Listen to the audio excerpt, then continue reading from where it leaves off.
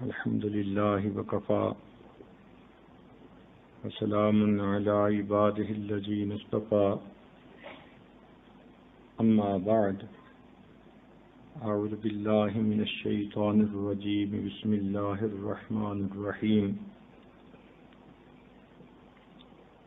يا أيها الذين آمنوا اذكروا الله ذكرا كثيرا وسبحوه بكرة وأصيلا وقال الله تعالى في مقام آخر والذاكرين الله كثيرا والذاكرات أعد الله لهم مغفرة وأجرا عظيما وقال رسول الله صلى الله عليه وسلم لكل شيء سقالة وسقالة القلوب ذكر الله أو كما قال عليه الصلاة والسلام سبحان ربك رب العزة عما يصفون وسلام على المرسلين والحمد لله رب العالمين اللهم صل على سيدنا محمد وعلى آل سيدنا محمد وبارك وسلم اللهم صل على سيدنا محمد وعلى آل سيدنا محمد وبارك وسلم اللهم صل على سيدنا محمد وعلى آل سيدنا محمد وبارك وسلم اللہ رب العزت کا ارشاد ہے یا ایھا الذین آمنوا اے ایمان والو اذکروا اللہ ذکرا کثیرا تم اللہ تعالیٰ کا ذکر کثرت کے ساتھ کرو. اللہ تعالیٰ کا ذکر کثرت کے ساتھ کیسے کریں؟ یہ چیز سیکھنے سے آتی ہے. دنیا کا ہر چھوٹا بڑا کام انسان سیکھتا ہے تو کرنا آتا ہے.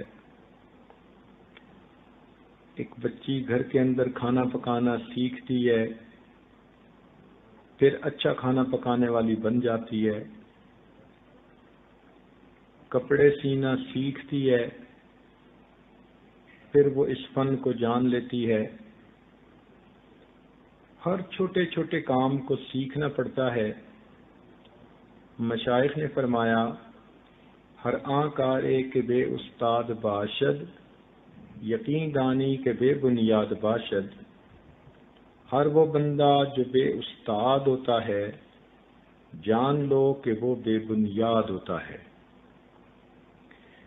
جس طرح کوئی بچی بیمار ہو تو وہ اپنی من مرضی سے گولیاں استعمال نہیں کرتی، ٹیبلٹس استعمال نہیں کرتی، بلکہ کسی ڈاکٹر کی طرف رجوع کرتی ہے کہ جو اس کی بیماری کے بارے میں اس کو میڈیسن پرسکرائب کر سکے. اور جب وہ میڈیسن استعمال کرتی ہے تو تھوڑے دنوں میں اس کی بیماری دور ہو جاتی ہے.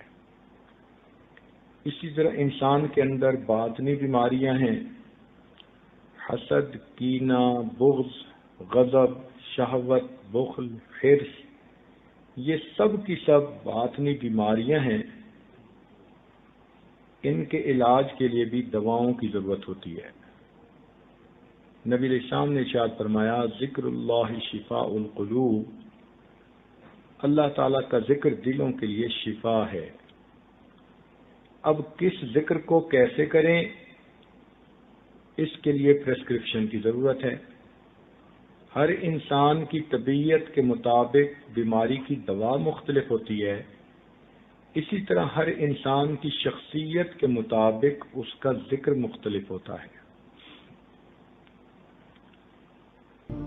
اگر کوئی خود ہی ذکر کرنا شروع کر دے تو کئی مرتبہ باطنی بیماریاں گھٹنے کی بجائے الٹا بڑھ جاتی ہیں.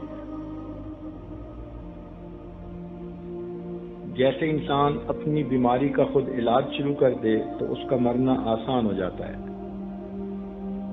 ایسی جو انسان بنا سیکھے ذکر کر لے تو روحانی موت مرنا آسان ہوتا ہے. شیطان انسان کو بہکا دیتا ہے۔ ہم نے تو یہاں تک دیکھا کہ کوئی ڈاکٹر بیمار ہوتا ہے تو اپنی دوا خود استعمال نہیں کرتا، بلکہ دوسرے ڈاکٹر کو چیک اپ کروا کے پھر تھرڈ اوپینین لینے کے بعد اپنی دوائیاں استعمال کرتا ہے۔ ہم باطنی بیمار ہیں یا نہیں، اس کی ایک آسان سی علامت یہ ہے کہ اگر ہم لوگوں کے سامنے اور ہیں اور تنہائی میں اور ہیں، ظاہر میں اور ہیں، اندر خانے اور ہیں، اپنے گناہوں کو چھپاتے پھرتے ہیں، تو یہ دوغلا پن بیماری کی علامت ہے۔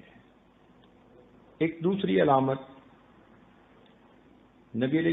قرآن مجید نبی علیہ السلام کی ویڈیو تم پردہ کرو، فَيَطْمَعَ الَّذِي فِي قَلْبِهِ مَرَضٌ، ایسا نہ ہو کہ طمع کرے وہ بندہ جس کے دل میں مرض ہے۔ تو قرآن پاک کی آیت سے پتہ چلا کہ جب کسی غیر محرم کو دیکھ کے دل میں طمع پیدا ہو، لالچ پیدا ہو، گناہ کی طرف دھیان جائے، تو یہ انسان کے دل میں مرض ہونے کی دلیل ہوتی ہے۔ جب کوئی انسان دوغلی زندگی گزارے تو یہ دوغلا پن مرض ہے۔ اللہ تعالیٰ فرماتے ہیں فی قلوبہم مرض فزادہم اللہ مرضا، تو یہ باطنی بیماریاں ہیں، ان کا علاج کروانا پڑتا ہے۔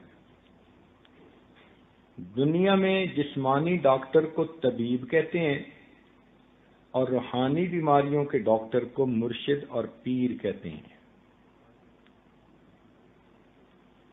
اس کی کچھ نشانیاں ہیں،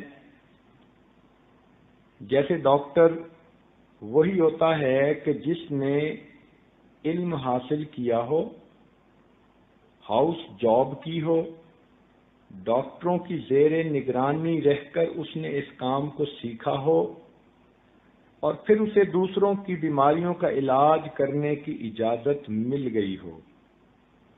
اسی طرح شیخ بھی وہ ہوتا ہے کہ جس نے کسی اللہ والے کی صحبت میں رہ کر اپنی بیماریوں کا علاج کروایا ہو، جس کے پاس شریعت و سنت کا علم ہو، زندگی اس کے مطابق ہو، اور اس کو شیخ نے دوسروں کو اللہ اللہ سکھانے کی اجازت دی ہو، تو ایسے شخص کو شیخ کہتے ہیں۔ اگر کوئی آدمی خود ساختہ شیخ بن جائے تو یہ ایسا ہی ہے کہ جیسے کوئی آدمی ہاؤس جاب کیے بغیر ڈاکٹر بن جائے۔ ایسے شیخ سے یہ تعلق جو اختیار کیا جاتا ہے، اس کو بیعت کہتے ہیں۔ جیسے لوگوں کے فیملی ڈاکٹرز ہوتے ہیں، ہر بیماری میں اسی سے رجوع کرتے ہیں، اور یہی بہتر ہوتا ہے کہ ایک ہی ڈاکٹر سے رجوع کیا جائے، کیونکہ وہ بندے کی فزیکل ہسٹری سے واقف ہوتا ہے۔ اسی طرح شیخ کے ساتھ جو تعلق رکھا جاتا ہے وہ روحانی بیماریوں کے علاج کے لیے۔ جب آپ کسی ڈاکٹر کے پاس چیک اپ کے لیے جائیں تو وہ آپ کی رجسٹریشن کرتے ہیں، ایک فارم بھرواتے ہیں۔ اس فارم پہ آپ کی بریف ہسٹری بھی لکھتے ہیں، طوائف بھی لکھتے ہیں، اور پھر آپ کی ڈائگنوزز بھی اسی پر لکھتے ہیں۔ یہ رجسٹریشن ہو جاتی ہے پیشنٹ کی کسی ڈاکٹر کے پاس۔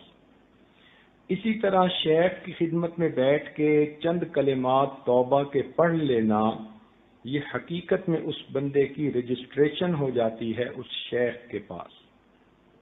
یہ ایک باضابطہ طریقہ شریعت نے بنا دیا کہ جس طرح انسان اپنا روحانی تعلق اپنے شیخ کے ساتھ جوڑ سکتا ہے۔ یوں تو توبہ انسان گھر کے کونے میں بھی بیٹھ کر کر سکتا ہے، مگر اس توبہ کی قبولیت کے لیے اللہ تعالیٰ کی طرف سے گارنٹی نہیں ہے، وعدہ نہیں ہے۔ وہ چاہے تو قبول کرے اور چاہے قبول نہ کرے۔ لیکن ایک ایسا طریقہ ہے کہ جس طریقے میں اللہ تعالیٰ کی طرف سے گارنٹی ہے کہ اگر تم اس میرے محبوب کے سنت طریقے پر توبہ کرو گے تو میں یقیناً تمہاری توبہ قبول کر لوں گا۔ اس کی مثال یوں سمجھیے کہ دو آدمی آپس میں کوئی بات طے کرتے ہیں، سادہ کاغذ پہ لکھ لیتے ہیں اور کورٹ میں پھر بعد میں کسی موقع پہ جاتے ہیں تو کورٹ والے اس سادہ کاغذ کے رائٹ اپ کو کوئی ویلیو نہیں دیتے۔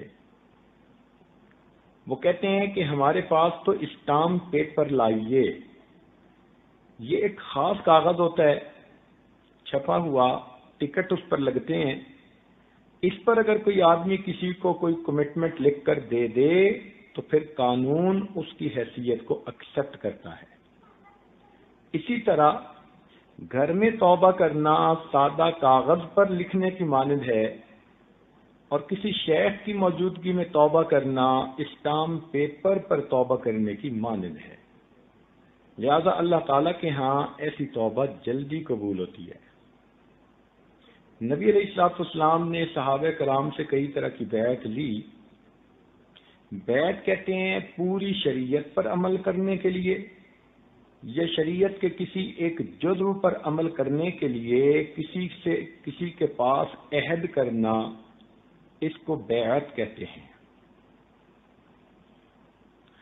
جو صحابہ کرام نے مختلف طریقوں کی بیعت لی ان میں سب سے پہلے بیعت اسلام تھی، یعنی جب وہ کفر سے توبہ کر کے اسلام میں آتے تھے تو نبی علیہ السلام کے ہاتھوں پر بیعت کرتے تھے، اس کو بیعت اسلام کہا جاتا تھا۔ اس کی مثال جیسے بیعت عقبہ اولا اور عقبہ ثانی۔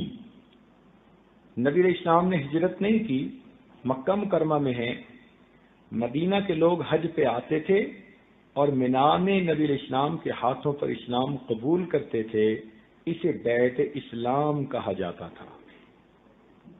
ایک بیعت جہاد ہوتی ہے کہ جب جہاد میں کوئی آدمی اللہ کے راستے میں جان قربان کرنے کا عہد کرنا چاہے تو وہ بیعت کرے۔ صحابہ کرام نے نبی علیہ السلام سے یہ بیعت بھی کی۔ اس کا تذکرہ قرآن پاک میں سورہ فتح میں ہے۔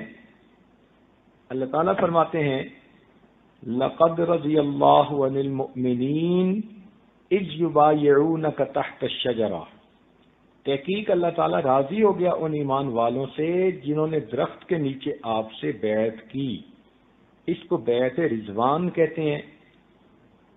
صلح حدیبیہ کے موقع پر یہ بیعت ہوئی، صحابہ کرام کو اس پہ بڑا ناز تھا، بڑا دل میں خوشی تھی اور اس وجہ سے وہ خوشی میں شعر پڑھا کرتے تھے نحن الذین بایعوا محمدا علی الجہاد ما بقینا ابدا۔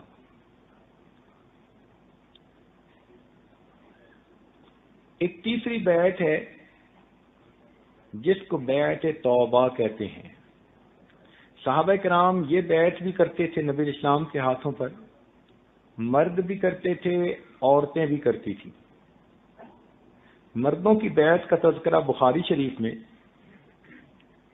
عبادہ ابن صامت اللہ عنہ ایک صحابی ہیں، بخاری شریف کے الفاظ ہیں وَقَانَ شَهِدَ بَدْرًا، بدر کے دن بھی یہ حاضر تھے، یعنی بدری صحابی ہیں، اتنے جلیل القدر نقباء میں سے ہیں۔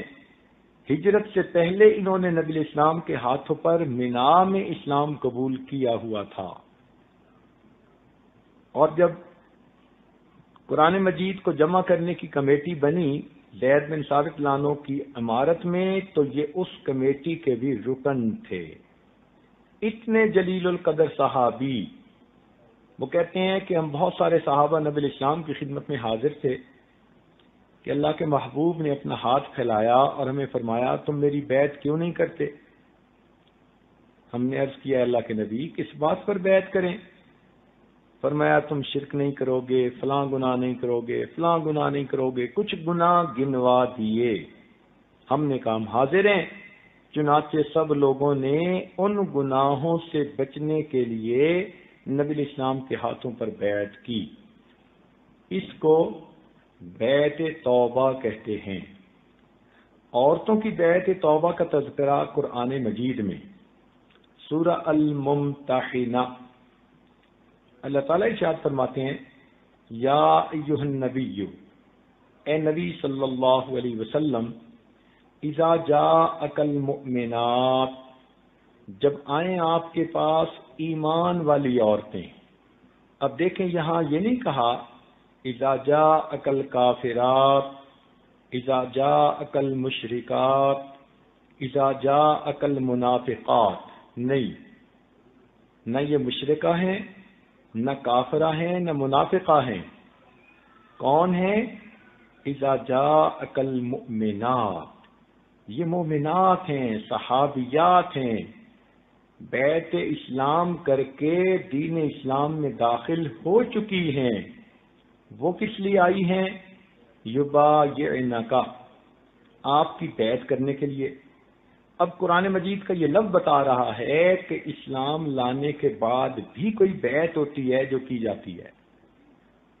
اس بیعت کا آخر کوئی مقصد ہوگا، قرآن مجید نے اس کو بھی واضح کر دیا، الا اللہ یشرکن باللہ شیئا، اللہ کے ساتھ کسی کو شریک نہیں ٹھہراؤ گے، ولا یسرقن، چوری نہیں کرو گی، ولا یزنین، اپنے عزت و ناموس کی حفاظت کرو گی، ولا یاتین ببہتان یفترینہ بین ایدیہن وارجلہن، کسی پر بہتان نہیں باندھو گی، ولا یعصینک فی معروف، اے محبوب کسی بھی معروف کام میں آپ کی نافرمانی نہیں کریں گی، یعنی سنت پر عمل کی کوشش کریں گی۔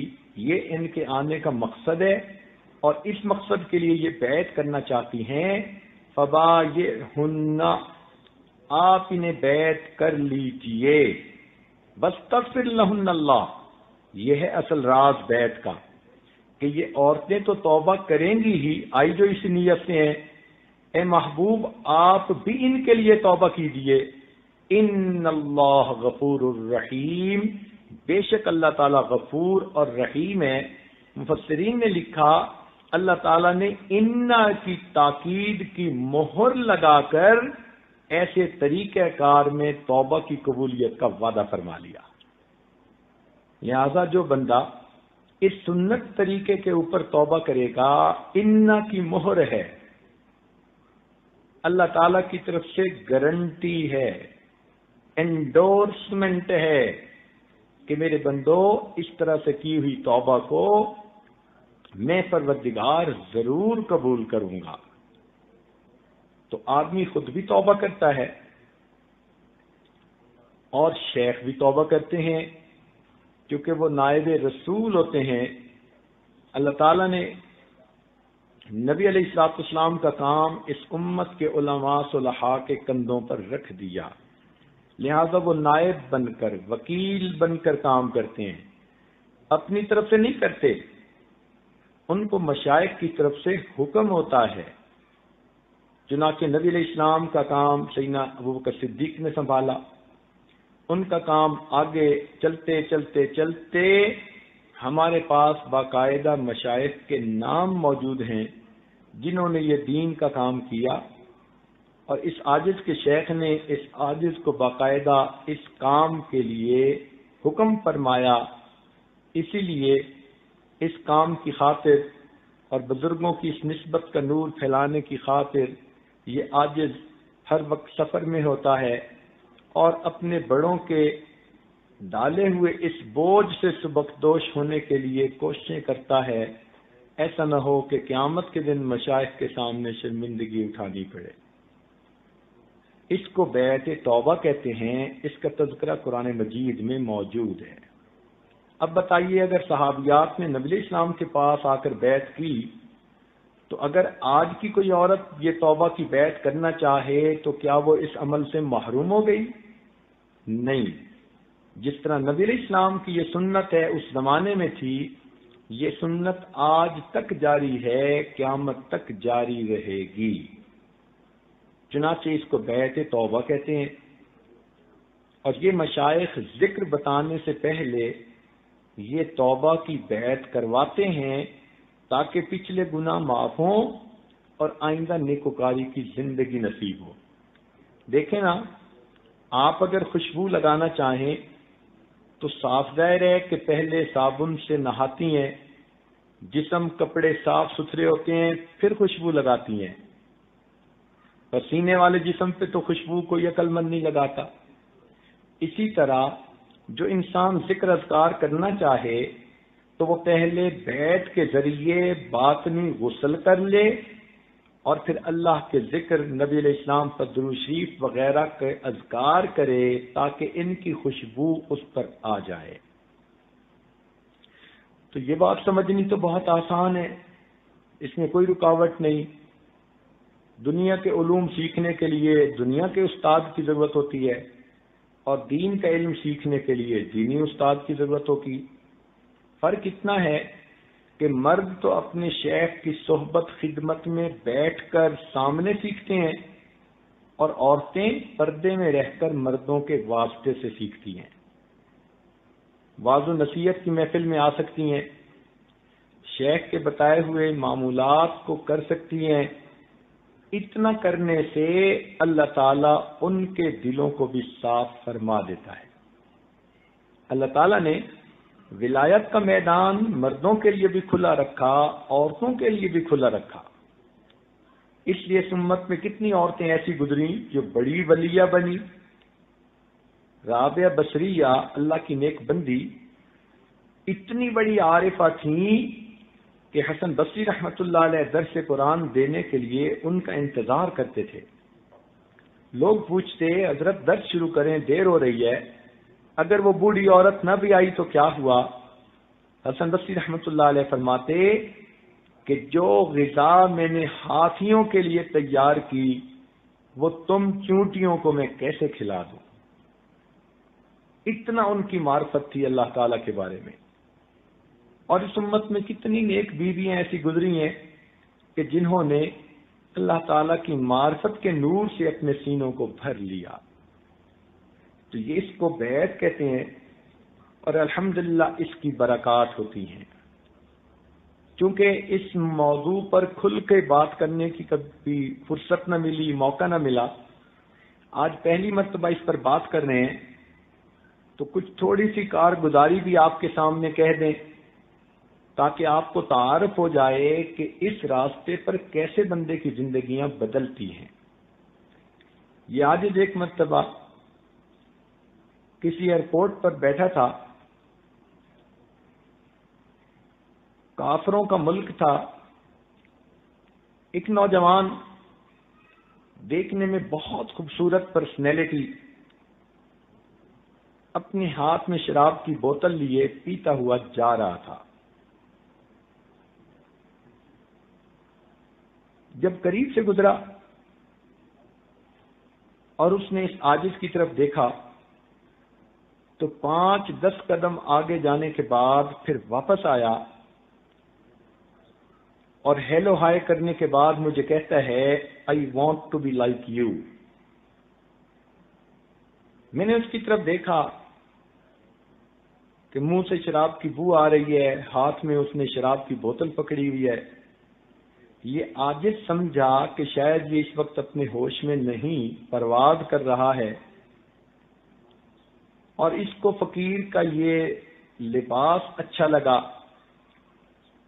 تو پوچھا کہ آپ کو یہ پگڑی، امامہ اور جبہ وغیرہ اچھا لگا؟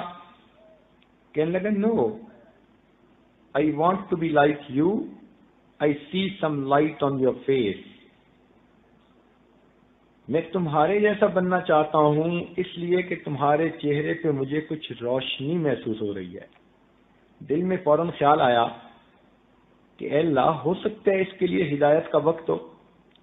تو اس عاجز نے کہا کہ you can be even better than me, آپ تو مجھ سے بھی بہتر ہو سکتے ہیں۔ وہ کہنے لگا okay I am just coming. سامنے ایک واش روم تھا، وہ نوجوان سیدھا اس میں چلا گیا اور اس نے دیکھتے دیکھتے وہ بوتل شراب کی ٹریش کین کے اندر پھینک ماری، اور پھر اس نے اپنا ہاتھ منہ دھویا، کلی کی، فریش اپ ہوا، اور فریش اپ ہو کے پھر اس عاجز کے پاس آ کر کرسی پر بیٹھ گیا اور کہنے لگا let me introduce my self. میں نے کہا ٹھیک ہے۔ کہنے لگا یہ میرا نام ہے، میں نے ٹوکیو یونیورسٹی جاپان سے کمپیوٹر انجینئرنگ میں MSc کی ہوئی ہے، اور ایک کمپنی کے اندر میں مینیجر کے طور پہ کام کرتا ہوں۔ آپ دیکھ رہے ہیں کہ اللہ نے مجھے کتنی اچھی جوانی دی، خوبصورتی دی، اور میری جاب بہت اچھی ہے، اور میرے آفس میں ادھر ادھر ارد گرد ہر طرف لڑکیاں کام کرتی ہیں۔ میرا کوئی دن گناہ کے بغیر نہیں گزرتا، مجھے دائیں بائیں کہیں نہ کہیں سے روز گناہ کی آفر ہوتی ہے، اور میں ڈیلی گناہ کرتا ہوں۔ تو اب آپ مجھے بتائیں کہ میں آپ جیسا کیسے بن سکتا ہوں؟ پھر کہنے لگا کہ میرے بارے میں یہ سمجھ لیں، I eat everything, I do everything. ان دو لفظوں میں اس نے اپنی پوری زندگی کی ترتیب بتا دی۔ I eat everything, I do everything. اب ایسی اس نوجوان کی زندگی، اور وہ کہتے ہیں کہ جی میں نیک بننا چاہتا ہوں۔ اس عاجز نے اسے بتایا کہ بھائی توبہ کے کلمات پڑھو، اور ایک ذکر قلبی کا طریقہ ہے، یہ عاجز آپ کو بتائے گا کرنا، اس کی برکت آنکھوں سے دیکھنا۔ وہ کہنے لگا مگر مجھے یہ بتائیں کہ میں گناہ سے کیسے بچ سکتا ہوں؟ یہ جو میرے آگے پیچھے ہر وقت حور پریاں پھرتی ہیں، یہ مجھے گناہ سے پیچھے رہنے نہیں دیتی۔ اس عاجز نے کہا کہ آپ کے لیے بچنا مشکل ہے، اللہ تعالی کے لیے بچانا آسان ہے۔ آپ اس عمل کو کر دیکھو، اس کی برکتیں دیکھنا۔ کہنے لگا ٹھیک۔ وہیں بیٹھے بیٹھے اس عاجز نے اس کو بیٹھ کے کلمات پڑھائے،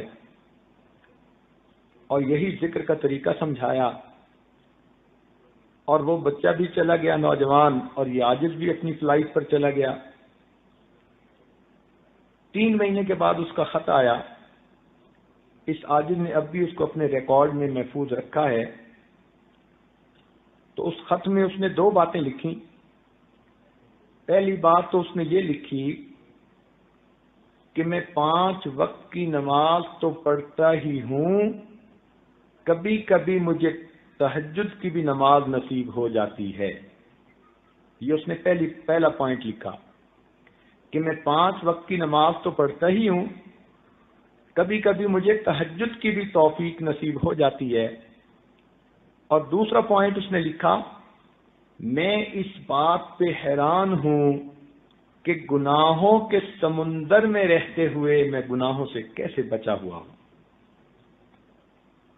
اس عاجز نے پھر اس کا جواب تفصیلی لکھا، اور اس کو سمجھایا کہ ہمارے بزرگ فرماتے تھے ہمارے بڑوں کی دعائیں ہمارے گرد پہرا دیا کرتی ہیں، ہمارے بڑوں کی دعائیں ہمارے گرد پہرا دیا کرتی ہیں۔ دور بیٹھا کوئی تو دعائیں دیتا ہے، دور بیٹھا کوئی تو دعائیں دیتا ہے، میں ڈوبتا ہوں سمندر اچھال دیتا ہے۔ اللہ تعالیٰ بندے کی گناہوں سے حفاظت فرما لیتے ہیں۔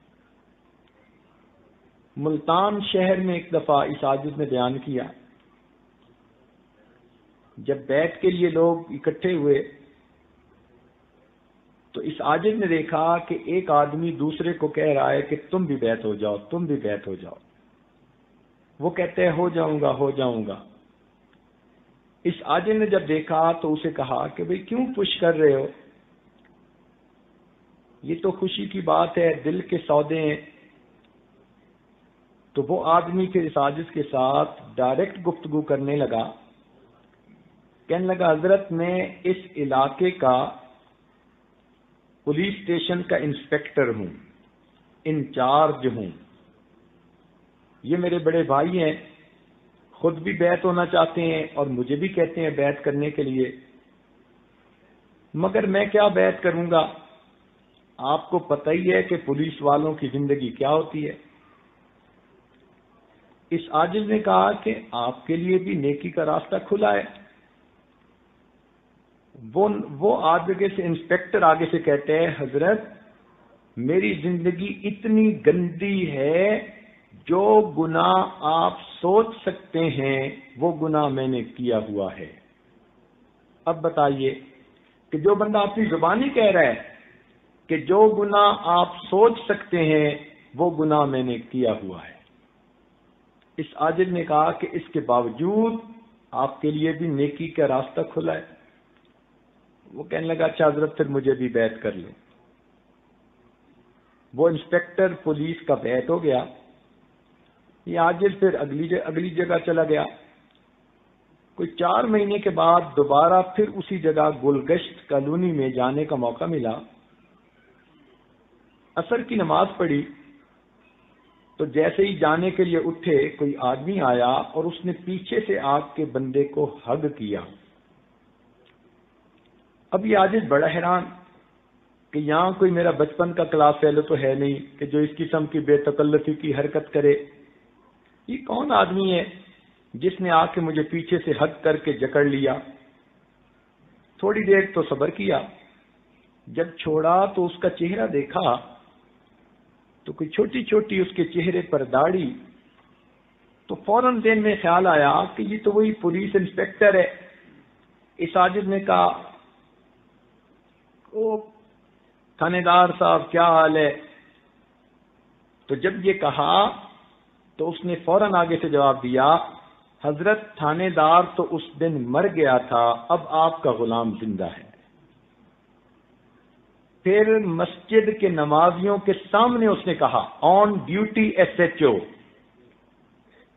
کہنے لگا حضرت میں اب نے چہرے پر سنت بھی سجا لی ہے، نیک بن گیا ہوں، میں تہجد کی نماز روزانہ گھر میں پڑھتا ہوں اور فجر کی اذان روزانہ اس مسجد میں آ کر میں خود دیا کرتا ہوں۔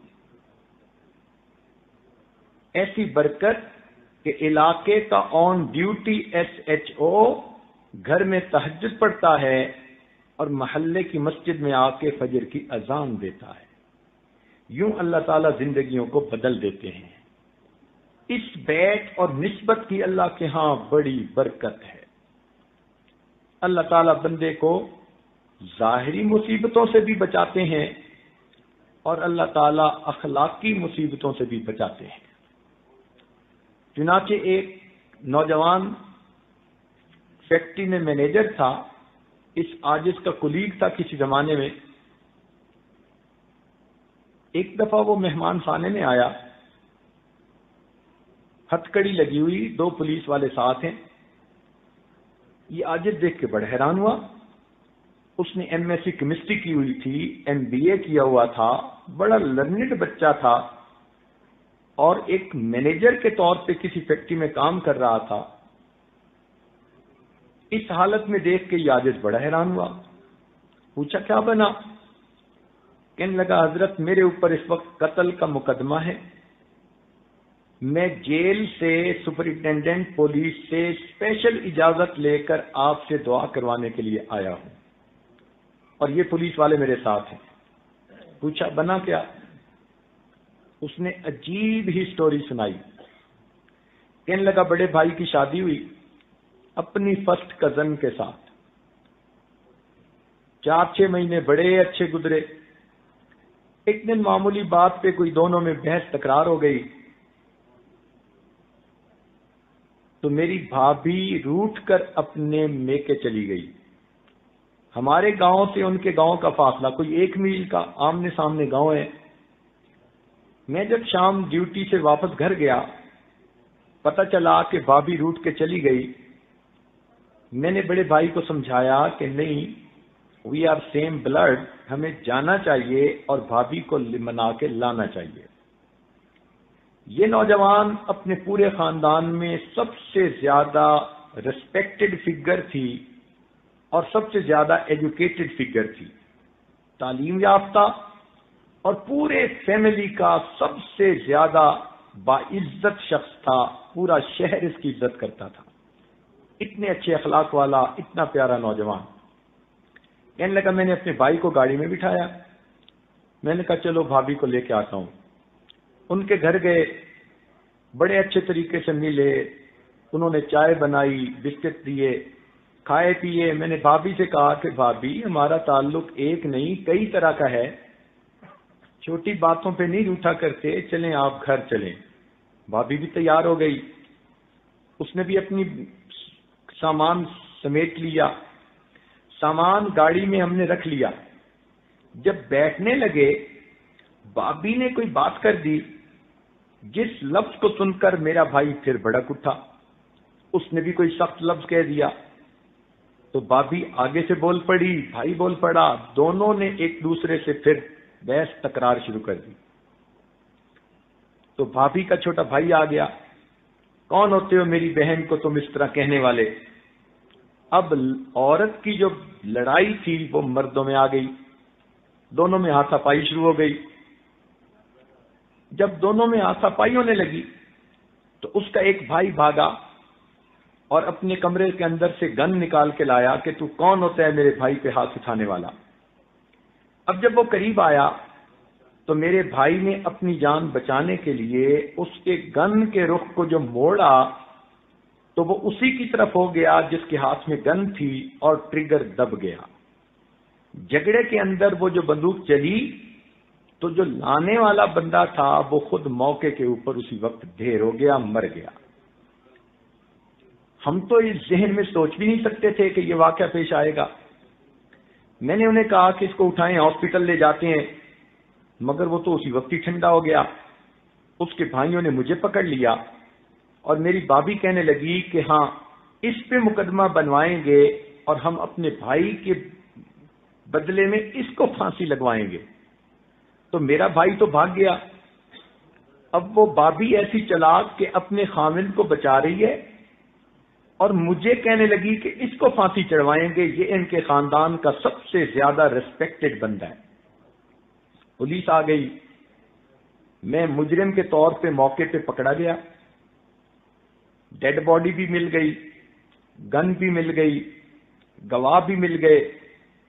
جو کچھ کسی بندے کے قتل کا پروف ہو سکتا ہے وہ سب کا سب 100% موجود تھا.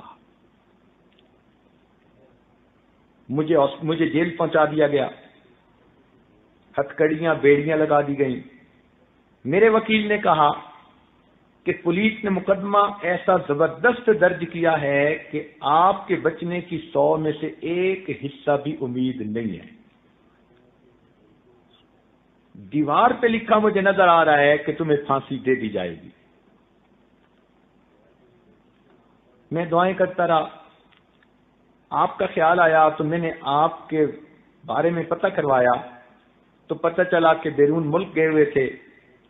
کل پتہ چلا کہ آپ واپس آئے ہیں تو میں نے پھر پولیس جو جیل کا سپرنٹینڈنٹ تھا اس سے بہت بڑی کوئی سفارش کروا کے اجازت لی کہ میں آپ سے دعاؤں کروانے کے لیے آنا چاہتا ہوں, کیونکہ وہ بھی آپ کو جانتا تھا. اس نے پولیس والوں کو ساتھ بھیج دیا کہ جاؤ پیر صاحب سے دعا کروا کے آؤ. اس لیے اب میں یہاں آیا بیٹھا ہوں. اب آپ مجھے بتائیں, میں آپ کا کولیگ ہوں, اتنا میں آپ کا محبت کرنے والا دوست ہوں. ممکن ہے میری آپ کی آخری ملاقات ہو. اور یہ کہہ کے اس نوجوان نے رونا شروع کر دیا. اب ایک بے گناہ نوجوان, اور اس کی عمر بھی کوئی 28 سال ساری تھی, اور اس کی شادی میں بھی ابھی کوئی 6 مہینے تھے جو ہونی تھی. اتنی پیاری اس کی شخصیت, پرسنالٹی, اتنے موٹے موٹے آنسو اس کے گر رہے ہیں اور کہہ رہا ہے کہ یہ میری اور آپ کی ممکن ہے آخری ملاقات ہو. کہنے لگا بتائیں میں کیا کروں. اس عاجز نے اسے بتایا کہ ایک نعمت ہے جو اللہ رب العزت نے اپنے مشائخ کے ذریعے اس عاجز کے سینے میں ڈالی ہے. آپ اس نسبت کے اپنا تعلق جوڑیں اور اللہ کے حضور اس نسبت کو پیش کریں. اللہ تعالیٰ کے ہاں نسبت کی بڑی لاج ہے. اس نے کہا جو کہیں گے میں کرنے کو تیار. چنانچہ اس عاجز نے اس کو یہی بیعت توبہ کے کلمات پڑھائے اور اس کو ذکر مراقبے کا طریقہ بتایا اور یہ بات سمجھائی کہ جب بھی نماز پڑھنا بس یہ دل میں دعا کرنا کہ اے اللہ میں ان مشائخ کے ساتھ روحانی تعلق رکھنے والا ایک غلام ہوں. ایک مصیبت میں مبتلا ہوں، ان مشائخ کی برکت سے مجھے مصیبت سے نجات عطا فرمائی۔ وہ نوجوان نم والی آنکھوں کے ساتھ چلا گیا، پرنم آنکھوں سے چلا گیا۔ اس عاجز کو پھر کہیں باہر جانا تھا ملک میں، پھر چلا گیا۔ 3-4 مہینے کے بعد پھر واپس جب اپنے ملک میں پہنچا تو گھر میں تھا کہ بیٹے نے ایک مٹھائی کا بڑا ڈبہ لا کر دیا کہ جی کوئی مہمان خانے میں آدمی آئے ہیں، انہوں نے سلام بھیجے ہیں اور مٹھائی آپ کے لیے لائے ہیں۔ مٹھائی کے ڈبے پر دیکھا تو ان کا نام لکھا ہوا تھا۔ عاجز بڑا حیران ہوا، فوراً مہمان خانے میں پہنچا، دیکھا تو وہ ہنستا مسکراتا چہرہ سامنے تھا۔ میں نے پوچھا کہ آپ آزاد ہو گئے، بچ گئے؟ کہنے لگا حضرت یہ تو کوئی کرامت ہی ہو گئی، اللہ تعالیٰ نے مجھ پر ترس کیا۔ بھائی کیسے؟ کہنے لگا کہ مسئلہ یہ بنا کہ جب ڈیڈ باڈی کا پوسٹ مارٹم کیا گیا تو جو سرجن اس کا پوسٹ مارٹم کر رہا تھا اس نے اس کے جسم سے جو گولی نکالی جس سے اس کی ڈیتھ ہوئی تھی تو اس کی پیمائش تو اس نے ملی میٹر میں کی، مگر غلطی سے لکھتے ہوئے اس کو انچ یونٹ میں اس نے لکھ دیا، یعنی سائز اس کا ملی میٹرک سسٹم میں اس نے لیا، مگر بائی مسٹیک جو پیپر پر اس نے لکھا تو اس نے 7 انچ سکیل لکھ دی۔ کہنے لگا کہ جب جج کے سامنے کیس پیش ہوا تو جج نے بلٹ کو دیکھا اور اس کا سائز پڑھا تو جج نے کہا کہ سرجن جو کہہ رہا ہے کہ اس بلٹ سے اس کی ڈیتھ ہوئی یہ وہ گولی تو نہیں ہے۔ اب جب اس پر بات آگے بڑھی تو معاملہ شک میں آ گیا، اور قانون یہ ہے کہ جب کسی میں شک آ جائے تو پھر اس بندے کو پھانسی نہیں دی جاتی۔ جج نے اس کو بنیاد بنا کر مجھے باعزت بری کر دیا۔ یہ نسبت کی برکتیں ہیں، اللہ رب العزت یوں مصیبت سے بندوں کو بچا دیتے ہیں۔ ہمارے ایک دوست ہیں حاجی صاحب، ہم ان کو کہتے ہیں، جامعہ رحمانیہ کے نام سے ایک مدرسہ ان کے زیر سرپرستی چل رہا ہے، اپنے علاقے کے نواب ہیں۔ یہ عاجز بخاری شریف کی ابتداء کے لیے، افتتاح کے لیے یا آخری درس کے لیے وہاں حاضری دیتا رہتا ہے۔ ایک مرتبہ کہنے لگے کہ حضرت میرا ایک کزن ہے، بڑا لینڈ لارڈ ہے اور اس پورے علاقے کا MNA ہے، ممبر نیشنل اسمبلی، اور وہ 35 سال سے ممبر نیشنل اسمبلی مستقل بن رہا ہے۔ علاقے کے اندر اتنا اس کا ہولڈ ہے کہ وہ اگر کسی کھمبے کو بھی اپنی طرف سے کھڑا کر دے تو لوگ اس کو بھی ووٹ دے کے MNA بنا دیں گے، پارٹی یہ ہو یا پارٹی وہ ہو، وہ اکیلا کھڑا ہوتا ہے، آزاد، اور ہر دفعہ MNA بن جاتا ہے، اس کے مقابلے پہ کوئی کھڑا بھی نہیں ہوتا۔ عوام اتنا اس کے ساتھ اٹیچڈ ہیں۔ بنیادی وجہ کہ وہ اربوں پتی انسان ہے۔ یہ پورا شہر جو آباد ہوا یہ ان کی زمین ملکیت تھی، انہوں نے بیچی، لوگوں نے خریدی۔ اب پورے شہر کی زمین جس نے بیچی ہو تو اس کے ایسٹس کتنے ہوں گے؟ کہنے لگا کہ مگر ذاتی طور پر وہ بڑا بگڑا ہوا ہے۔ جوانی میں اس کے والد نے اس کو UK تعلیم کے لیے بھیج دیا اور وہاں جا کے وہ بالکل ویسٹرنائزڈ ہو گیا، اور جب وہ یہاں واپس آیا تو وہاں کے ماحول کو وہ یہاں خود لے کے آیا۔ دین سے اس کو کوئی مس نہیں، گھر میں اس نے پینے پلانے کا سسٹم ابھی بھی رکھا ہوا ہے، اس کے پاس دن رات کے مہمان اب بھی آتے رہتے ہیں۔ اس کی ذاتی زندگی اتنی گندی ہے کہ سوچ بھی نہیں سکتے، لیکن کیونکہ مالدار ہے، لوگوں کے کام کرواتا ہے، لوگ کہتے ہیں جی اس کی ذاتی زندگی کا وہ جانے، ہمارے بیٹے کی نوکری لگوا دی، ہماری مصیبت دور کر دی، ہمارا کیس ختم کروا دیا۔ چونکہ وہ پبلک کے کام کرواتا ہے تو پبلک ووٹ اسی کو دیتی ہے۔ میرا جی چاہتا ہے کہ وہ لکھا پڑھا ہے، اس وقت اس کی عمر کوئی 65 سال کے قریب ہو چکی، تو اگر آپ اس کے ساتھ ملاقات کر لیں تو ہو سکتا ہے اس کی زندگی بدل جائے۔ اس عاجز نے کہا کہ ابھی تو فرصت نہیں، واپس جانا ہے، اتنا ہے کہ جب جاؤ تو اس کو اس عاجز کا سلام پہنچا دینا۔ جب اگلے سال پھر بخاری شریف کی تقریب کے لیے گئے تو حاجی صاحب بڑے خوش، حضرت میں نے پچھلے سال آپ کے سلام دیے تھے، اور ایم این اے صاحب تھوڑی دیر سوچتے رہے، پھر کہنے لگے یار آپ کے پیر صاحب آئیں تو میری بھی ملاقات کروانا۔ تو حضرت آج تو آپ کی میں نے ضرور ملاقات کوانی ہے۔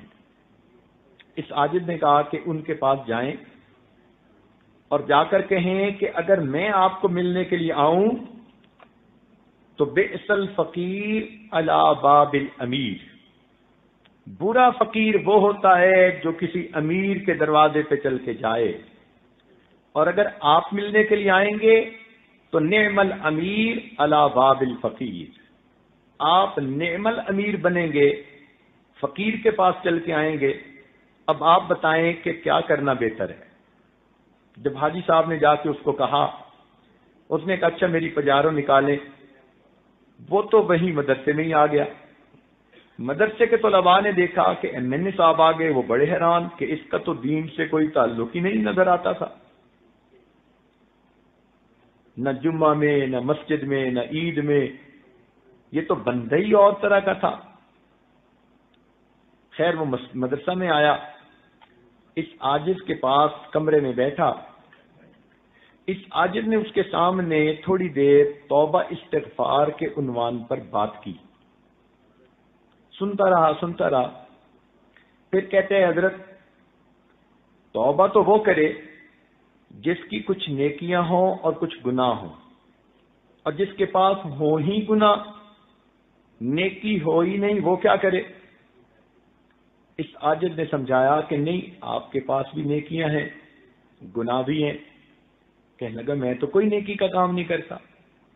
میں نے کہا دیکھو، نیکی صرف مسلح کے ساتھ وابستہ نہیں ہوتی، نیکی کا پھیلاؤ بہت زیادہ ہے۔ آپ کے پاس بیوائیں آتی ہیں، آپ ان کو سپورٹ کرتے ہیں؟ کہنے لگا جی ہاں کرتا ہوں۔ یتیم بچیوں کی شادیاں کرواتے ہیں؟ جی میں کرتا ہوں۔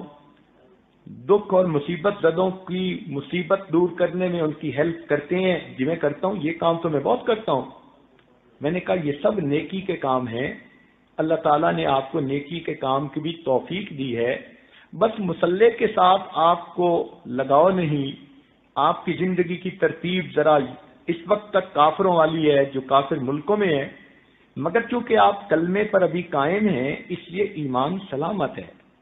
آپ خدا کو مانتے ہیں، پیغمبر اسلام کو مانتے ہیں، قرآن کو مانتے ہیں، ملائکہ کو مانتے ہیں۔ کہنے لگا جی ہاں میرا ایمان تو پکا ہے۔ میں نے کہا باقی پھر سب غلطیاں معاف ہونے کے قابل۔ کہنے لگا جی اچھا پھر مجھے بتائیں میں کیا کروں؟ اس عاجز نے اس کو یہی بیٹھ کے کلمات پڑھائے اور اس کے قلب پر انگلی رکھ کر اللہ اللہ کی ضرب لگائی اور اس کو کہا کہ بس آپ یہ ذکر مراقبہ کرنا شروع کر دیں۔ یہ عاجز واپس آ گیا۔ اب ہوا کیا کہ یہ واپس گھر گئے تو ایک رات میں اللہ تعالیٰ نے ان کے دل کی حالت کو بدل دیا۔ اگلے دن یہ اٹھے اور اپنی بیوی کو کہنے لگے کہ گھر میں جتنی شراب کی بوتلیں پڑی ہیں سب توڑ دو اور شراب گٹر کے اندر بہا دو۔ بیوی حیران کہ یہ کیسا نصیب والا دن چڑھا کہ میرا میاں آج شراب سے توبہ کر رہا ہے۔ پھر اس نے اپنی بیوی کو کہا کہ یہ جتنی ماڈل گرل قسم کی لڑکیاں آتی ہیں ان کو کہو کہ آج کے بعد میرے گھر کے دروازے ان کے لیے بند ہیں۔ وہ بیوی سوچنے لگی کہ میں تو دنیا میں آ گئی، میرے سامنے سب کچھ ہوتا تھا، میں بول نہیں سکتی تھی، آج میرا میاں ہر ایک سے توبہ کر رہا ہے۔ چنانچہ اس نے وہ جو 8-10 ماڈل قسم کی تھیں ان میں سے ہر ایک کو 10-10 لاکھ روپے دے کر ان کو کہا کہ جاؤ اپنا گھر خریدو، اپنا گھر بساؤ، آج کے بعد اس گھر میں تم نے نہیں آنا، ان سے بھی اس نے جان چھڑوا لی۔ اب تیسرے دن بیوی کے ساتھ بیٹھا، ٹی وی پہ خبریں دیکھ رہا تھا، تو ٹی وی پہ خبر لگی کہ حج پروازیں شروع ہو چکی ہیں اور حاجی لوگ جا رہے ہیں۔ اپنی بیوی سے کہتا ہے میری زندگی کے 65 سال گزر گئے، میں درجنوں مرتبہ یورپ امریکہ کا چکر لگا کے آیا، مگر آج تک مجھے مکہ مدینہ دیکھنے کی توفیق نہیں ہوئی۔ میرا دل کرتا ہے میں بھی حج کروں۔ بیوی نے کہا کہ آپ تو ابھی جا سکتے ہیں، اس میں کیا رکاوٹ ہے؟ وہیں بیٹھے اس نے منسٹر آف ریلیجس افیئرز کو فون کیا کہ میں جانا چاہتا ہوں۔ اس نے کہا جناب آپ 35 سال سے ایم این اے ہیں، آپ ابھی آئیں تو ہم آپ کو ایز اے اسپیشل کیس ابھی بھیج دیں گے۔ چنانچہ اس نے اپنا سامان بنایا اور نیکسٹ ڈے اپنے شہر سے اسلام آباد پہنچا۔ انہوں نے حاجیوں کے ایک گروپ کا اسے امیر بھی بنا دیا اور اس کو روانہ کر دیا۔ اللہ تعالیٰ کی شان دیکھیے، حج کے سفر میں اللہ نے اس کی زندگی بدل دی۔ لوگ کہتے تھے کہ اس نے وہاں حاجیوں کی اتنی خدمت کی کہ پتہ ہی نہیں چلتا تھا یہ کوئی نواب ہے یا کسی کا زر خرید غلام ہے، ایسے مٹ کے خدمت کی اس نے۔ کھانے لا رہا ہے، حالانکہ یہ ہارٹ پیشنٹ بھی تھا۔ بہرحال جب یہ مدینہ طیبہ جانے لگا تو اس کے دل میں یہ بات آئی کہ میں اللہ کے محبوب کے در پہ حاضر ہو رہا ہوں، میں اپنی شکل تو بنا لوں پہنچنے والی۔ چنانچہ اس نے چہرے کے اوپر داڑھی والی سنت سجانے کی نیت کر لی۔ اب یہ حج کے بعد واپس آیا، لوگ حیران، سر پہ ٹوپی، چہرے پہ ریش سجی ہے، 5 وقت کا نمازی بن گیا۔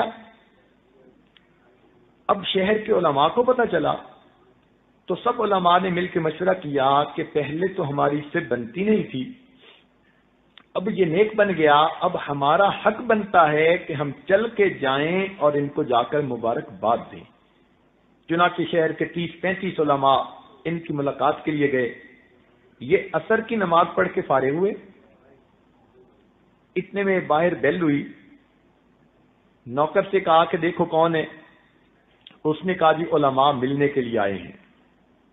چنانچہ اپنے ڈرائنگ روم میں آیا، سب علماء سے گلے ملا اور مل کے کہتے ہیں جی آپ بیٹھیں، میں آپ کے لیے زمزم کھجوریں لاتا ہوں، پھر میں آپ کو حج کی کارگزاری سناؤں گا۔ علماء بیٹھ گئے۔ گھر آیا، بیوی کو کہا کہ اتنے علماء ہیں، ان کے لیے زمزم کھجوریں دے دو۔ اس نے کہا بہت اچھا۔ چنانچہ وہ چھوٹے چھوٹے کپوں میں زمزم ڈالنے لگی۔ ان کے ہاتھ میں تسبیح، سر پہ ٹوپی، یہ اپنے بیڈ کے اوپر بیٹھ کر تسبیح پڑھنے لگے۔ اللہ تعالیٰ کی شان، اسی دوران ہارٹ اٹیک ہوا۔ جب بیوی زمزم لے کر آئی تو یہ اللہ کو پیارے ہو چکے تھے۔ پہلی زندگی دیکھیں کیا تھی، اور یہ دیکھیں کہ اللہ نے بیت کی برکت سے موت کیسی عطا کی۔ حج کر کے آئے ہیں، معافیاں مانگ کے آئے ہیں، چہرے پہ سنت سجائی، سر پہ ٹوپی ہے، باوضو ہے، عصر کی نماز پڑھی، ہاتھ میں تسبیح ہے، اور اس حالت میں ان کو موت آ جاتی ہے۔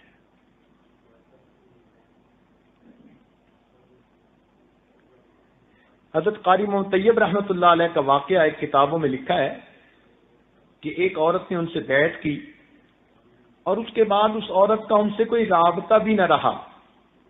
20 سال گزر گئے اور 20 سال گزرنے کے بعد جب اس عورت کی وفات کا وقت آیا تو وہ عورت کہتی تھی کہ وہ دیکھو مولانا بیٹھے ہیں اور مجھے کلمہ پڑھا رہے ہیں، وہ دیکھو مولانا بیٹھے ہیں کلمہ پڑھا رہے ہیں۔ 2 مرتبہ اس نے کہا، اونچی آواز سے کلمہ پڑھا، اللہ کو پیاری ہو گئی۔ تو یہ بیت کی نسبت کی ایک برکت ہوتی ہے جو بندے کے ایمان کی حفاظت کا سبب بن جاتی ہے۔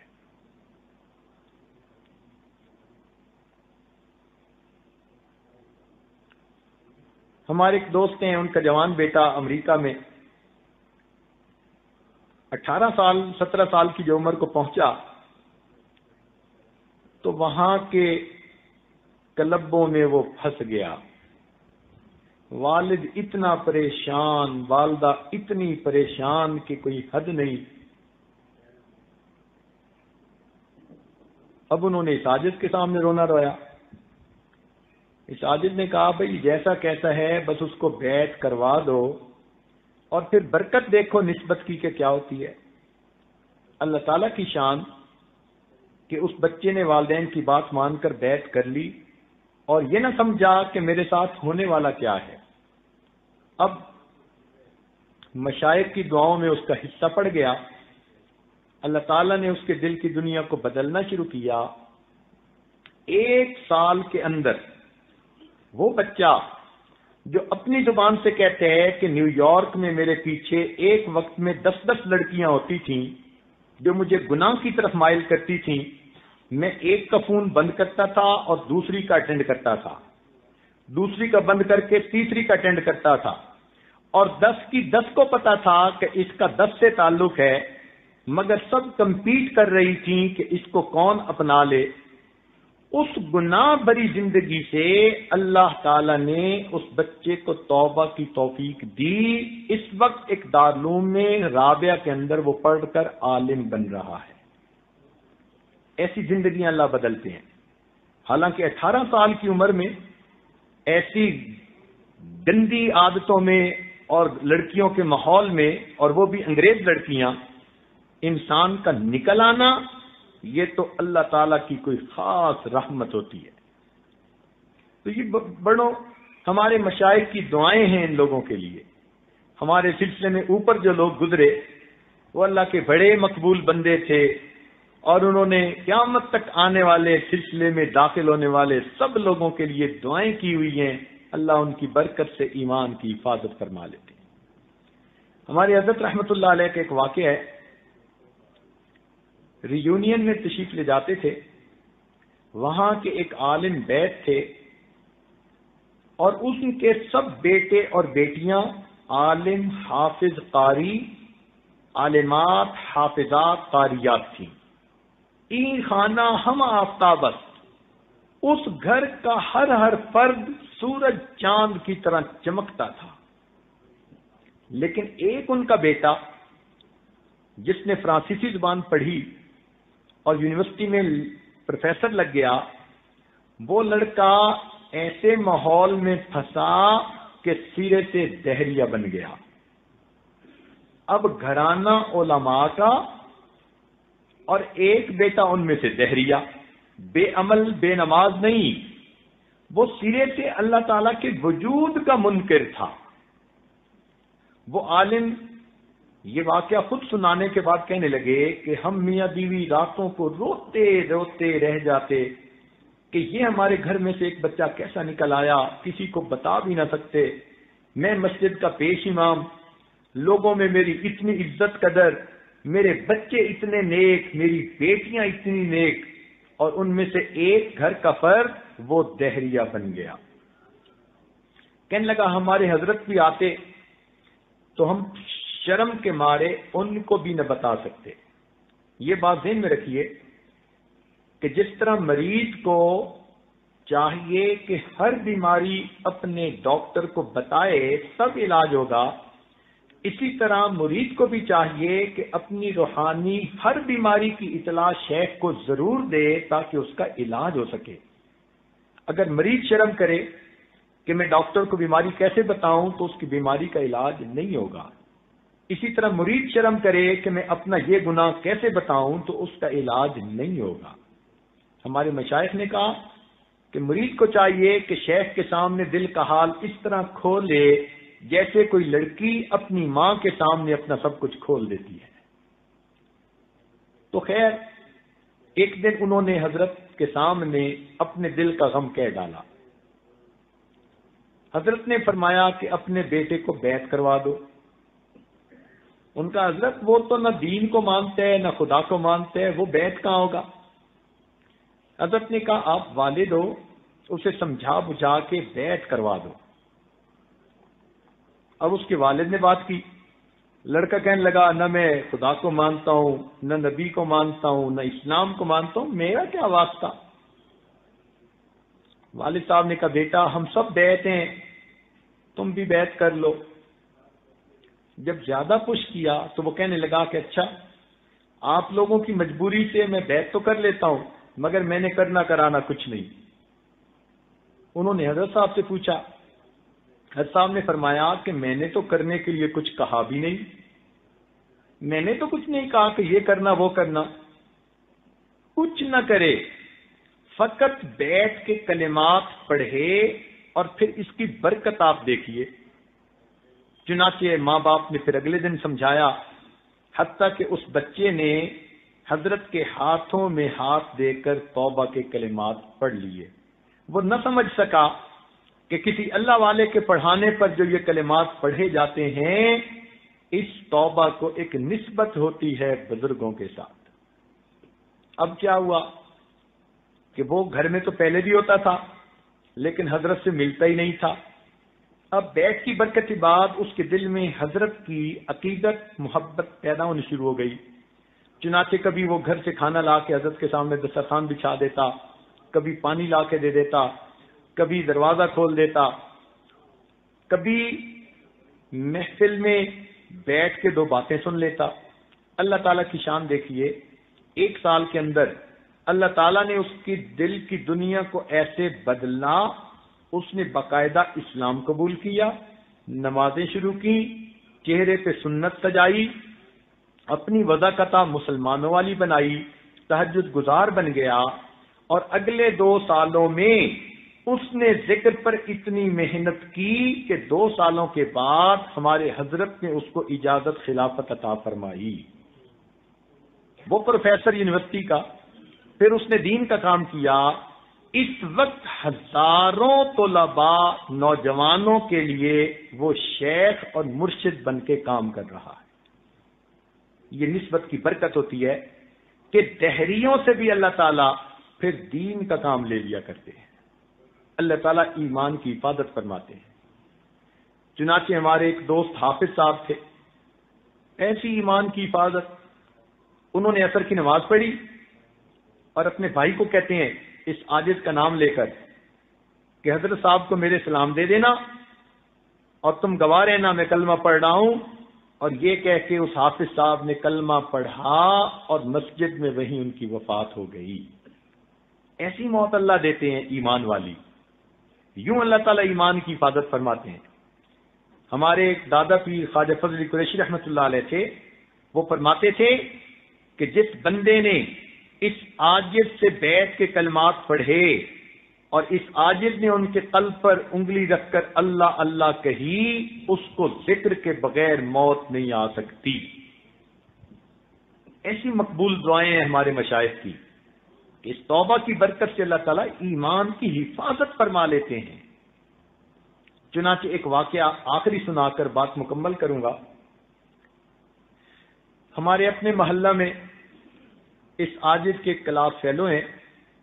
الحمدللہ اس عاجز کو جتنی محبت دنیا میں ملتی ہے اس سے زیادہ محبت اپنے ملک میں ملتی ہے، اور جتنی محبت اپنے ملک میں ملتی ہے اس سے زیادہ محبت اپنے شہر میں ملتی ہے، اور جتنی محبت اپنے شہر میں ملتی ہے اس سے زیادہ محبت اپنے محلے میں ملتی ہے، اور جتنی محبت اپنے محلے میں ملتی ہے الحمدللہ اس سے زیادہ محبت اپنے گھر میں ملتی ہے۔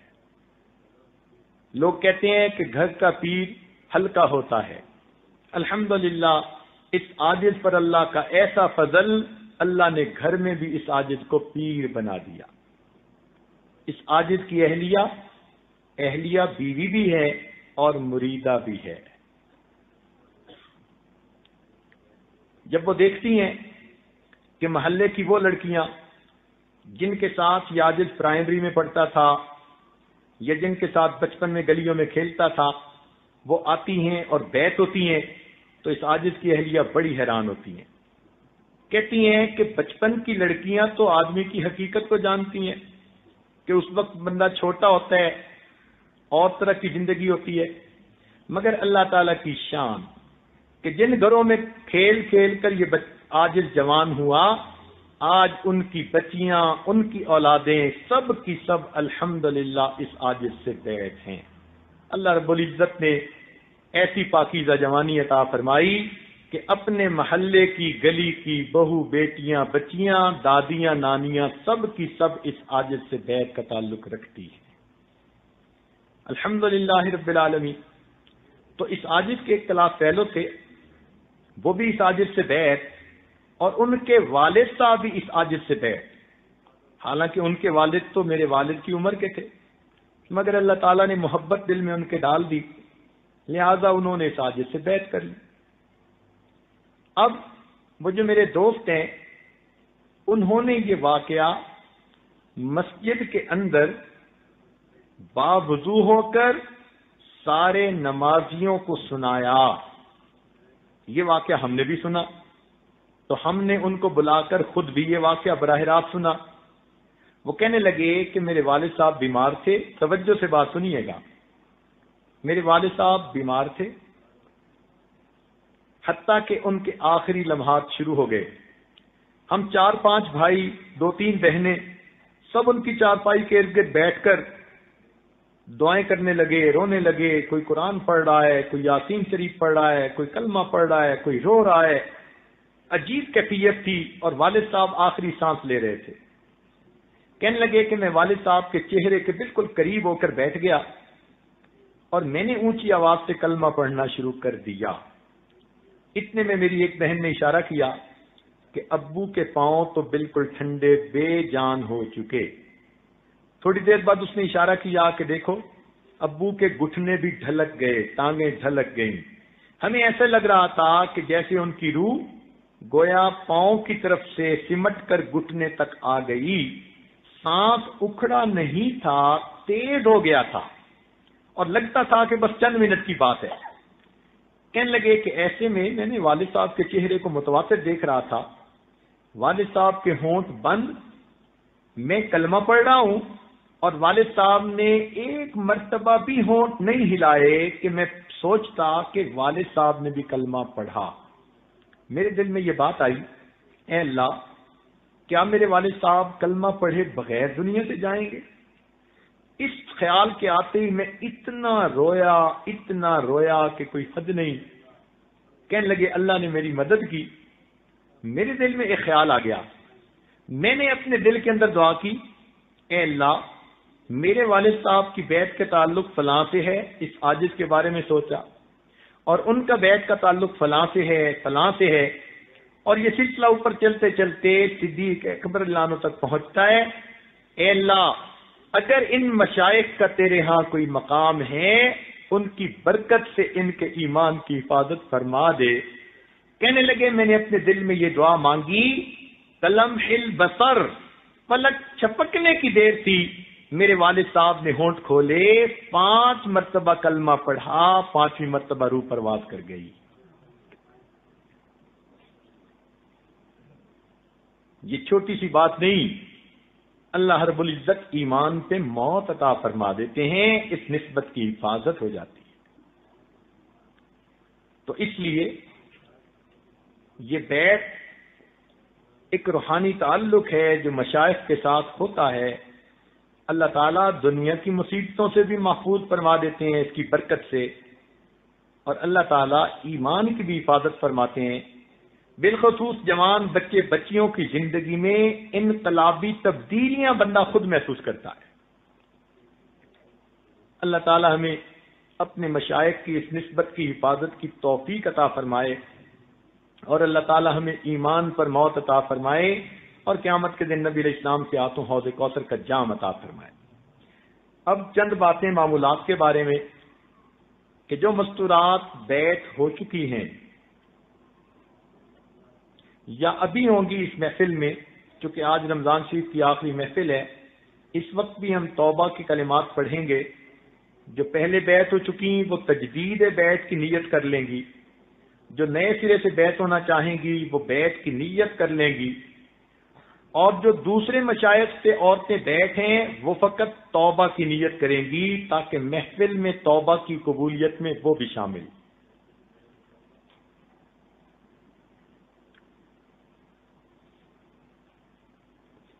تو پہلے بیعت کے کلمات پڑھا دیے جاتے ہیں تاکہ پھر بعد میں کچھ معمولات کی تفصیل بھی عرض کی جا سکے۔ آج رمضان مبارک کے آخری دن کی اس بابرکت محفل کو غنیمت سمجھتے ہوئے زندگی کے پچھلے تمام گناہوں سے سچی پکی توبہ کر لیجئے، دل میں نیت اور ارادہ کر لیجئے کہ اللہ آئندہ نیکوکاری پرہیزگاری کی زندگی نصیب فرما۔ جیسی نیت ہوتی ہے ویسی مراد ہوتی ہے، تو نیت کیجئے کہ اللہ مجھے آئندہ سچی اور سچی زندگی گزارنے کی توفیق نصیب فرما۔ جو مرد بھی سلسلے میں بیعت ہونا چاہتے ہیں وہ بھی پیچھے پیچھے یہ کلمات پڑھ سکتے ہیں، عورتیں بھی پڑھیں۔ بسم اللہ الرحمن، خطبہ سن لیجئے۔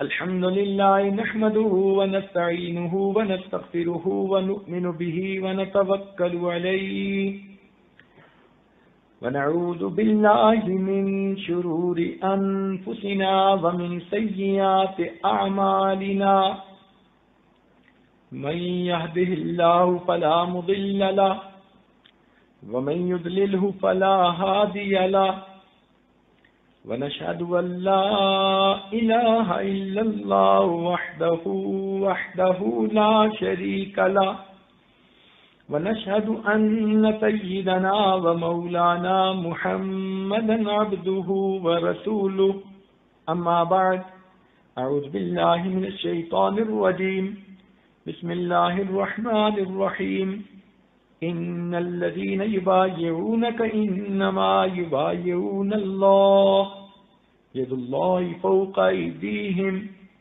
سبحان ربك رب العزة عما يصفون وسلام على المرسلين والحمد لله رب العالمين اللهم صل على سيدنا ومولانا محمد وعلى آل سيدنا ومولانا محمد وبارک وسلم۔ یہ کلمات پیچھے پیچھے پڑھتی جائیے۔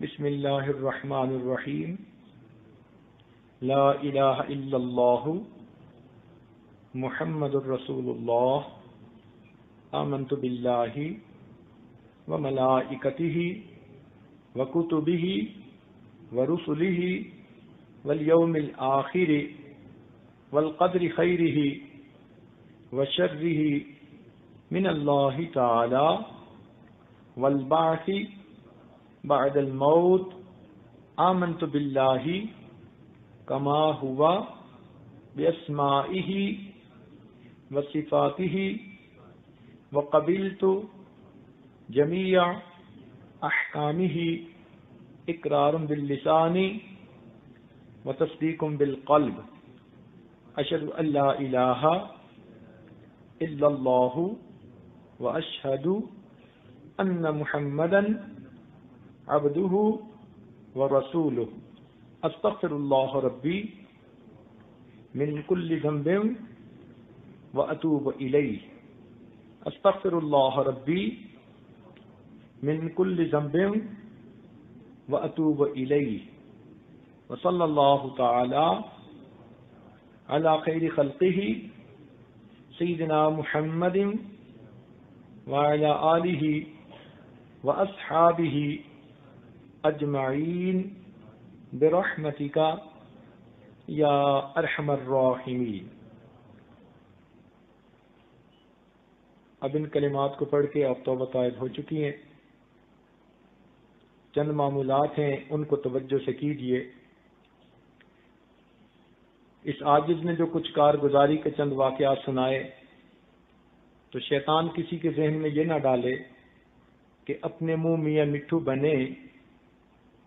اس عاجز کو یہاں آتے ہوئے کئی سال گزر چکے، الحمدللہ مختلف محفلوں میں مردوں نے عورتوں نے اس عاجز سے کبھی ایسی باتیں نہیں سنی ہوں گی، عادت ہی نہیں ہے ایسی باتیں کہنے کی، مگر اس دفعہ پہلے دن اعتکاف سے ہی دوستوں نے مجبور کرنا شروع کر دیا کہ بیعت کے بارے میں کچھ تفصیل بتائیں، اس کے فوائد بتائیں، اور پہلے دن سے لے کے آج 10واں دن ہے اس عاجز نے خاموشی اختیار کی۔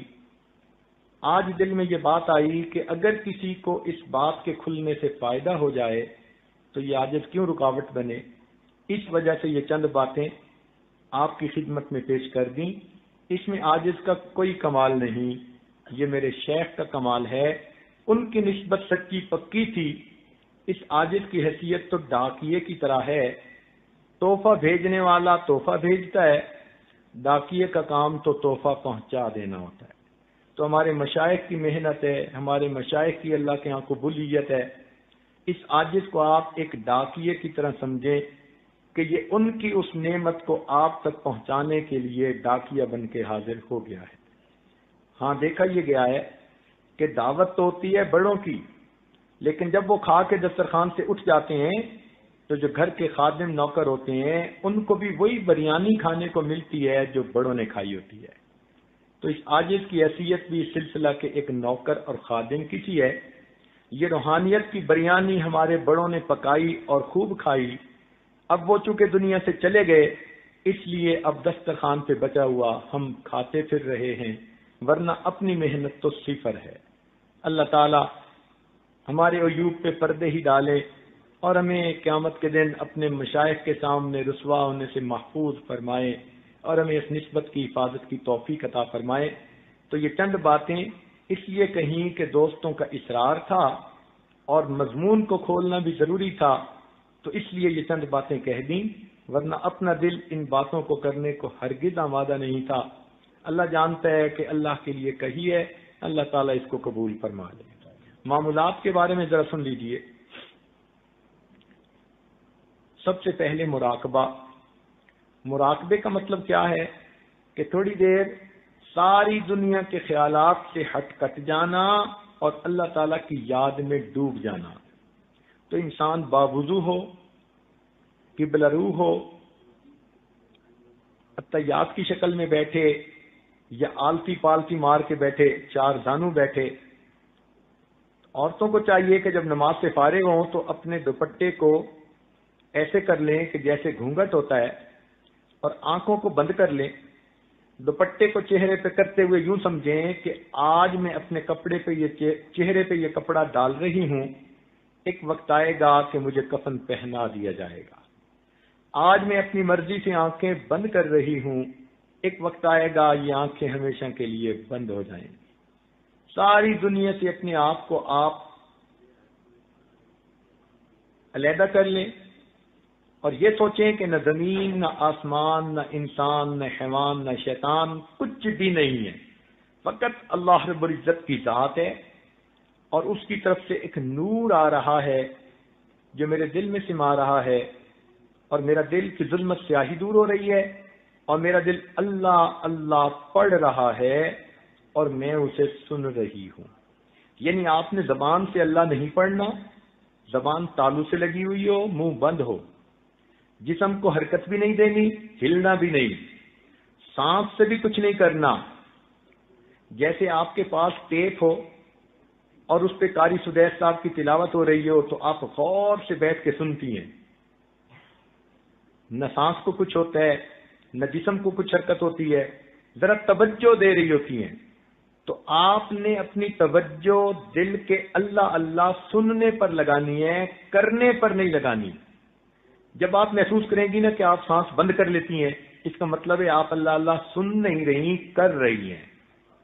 جب آپ کا جسم حرکت کرنے لگ جائے تو اس کا مطلب آپ اللہ اللہ سن نہیں رہی، اللہ اللہ کرنے میں لگ گئی ہیں۔ تو کرنا نہیں ہے، یہ ایک نقطہ سمجھ لیجئے کہ جیسے ٹیپ سنتی ہیں غور سے بیٹھ کے، نعت سنتی ہیں غور سے بیٹھ کے، یا جیسے اب آپ بیان سن رہی ہیں غور سے بیٹھ کے، نہ جسم ہل رہا ہے، نہ سانس کو کچھ ہو رہا ہے، نہ کوئی تنگی فیل ہو رہی ہے، اسی طرح آپ نے اپنے دل کی اللہ اللہ سننی ہے۔